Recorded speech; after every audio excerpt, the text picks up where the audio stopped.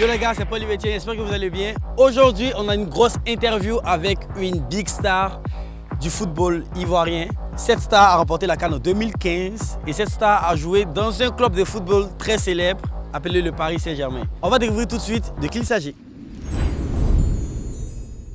Alors bonjour Tiene Siaka, c'est un réel plaisir pour moi de t'avoir sur ma chaîne.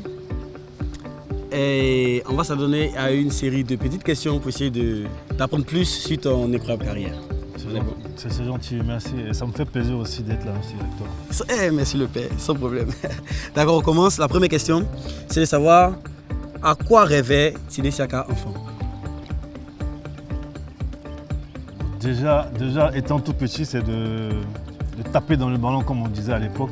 C'était de jouer, de prendre du plaisir étant tout petit au quartier. Ok. Et puis bon, voilà, c'était ça le but à la base en fait, quand on était petit. De base, c'était que foot. Il n'y avait pas médecin, tout à côté. Non, professeur. c'était que foot.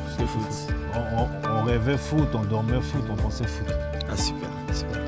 Ok, la deuxième question c'est de savoir, est-ce que tu te souviens du premier moment où tu t'es dit que le foot c'était plus qu'un jeu, c'était quelque chose de vraiment très sérieux? Je dirais que c'était la première fois où j'ai effectué un test avec l'académie Jean-Marc Guillaume, avec le Jean-Marc Guillaume en question. Et étant arrivé ici, même là où nous sommes, j'ai tout de suite réalisé que c'était plus un jeu, que c'était vraiment un sport ou un métier même à prendre au sérieux. Et c'est de là que tout est parti. Ah, ok, super, super. Alors, je voudrais savoir, est-ce que le football professionnel, ça t'a rendu plus fort ou plus méfiant envers les gens?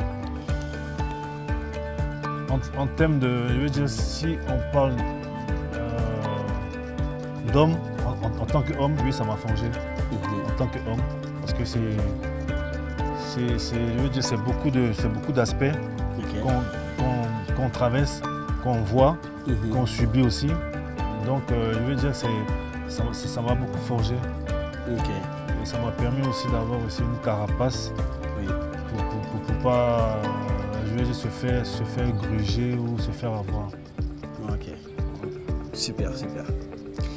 Alors, je voudrais savoir aussi, quand tu portes le maillot de la Côte d'Ivoire, qu'est-ce qui te traverse vraiment l'esprit? Je parle du premier moment où tu jouais pour l'équipe nationale.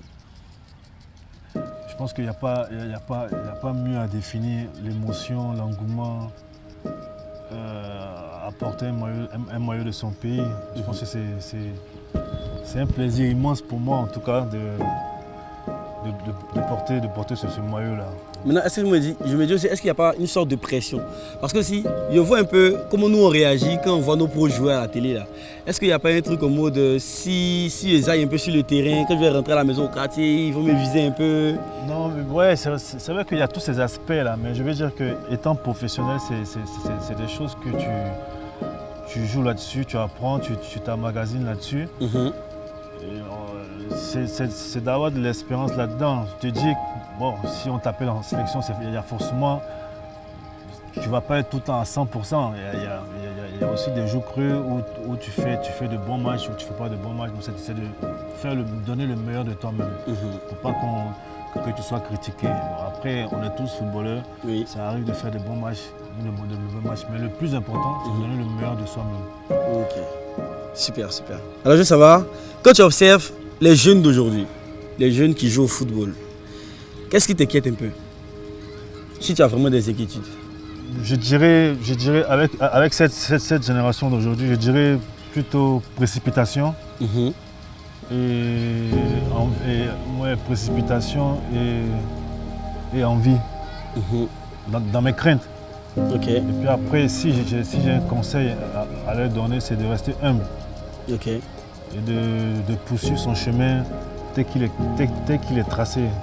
Et pas se précipiter. Exactement. Donc quand je parle de précipitation, c'est de ne pas vouloir précipiter les choses.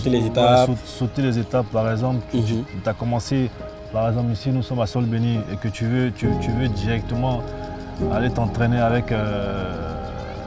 avec la réserve du PSG ou la réserve de Saint-Etienne. Je veux dire que chaque chose a son temps.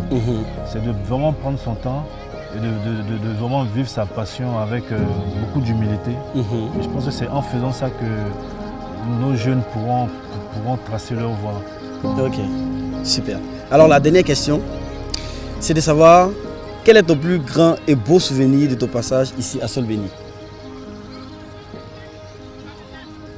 Déjà, je pense que venir ici déjà, ça fait partie des bons souvenirs que j'ai pu avoir ici, parce que c'est ici que tout s'est passé, c'est ici que j'ai grandi, c'est ici que, je veux dire, tout a commencé en fait de ma carrière. Oui.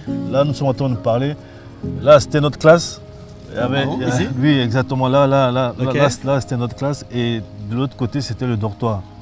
Donc, c'est-à-dire, après le foot ici, on part en cours. Après le cours, on part au dortoir pour dormir là-bas. Donc, je veux dire que étant ici, c'est beaucoup d'émotions et c'est beaucoup de reconnaissance aussi. Parce qu'on va dire que c'est ici que tout a commencé. Ok, c'est super. Merci Tini Saka pour cette interview. C'était un plaisir de vous avoir sur notre chaîne. Et je sais que mes abonnés vont carrément adorer en fait, parce que je pense qu'ils vous aiment autant que nous aussi on t'aime. C'est gentil. Et encore félicitations pour ton incroyable carrière que tu as. Merci. Et merci beaucoup. Et ce fut un plaisir pour moi. Merci beaucoup. Merci. Merci.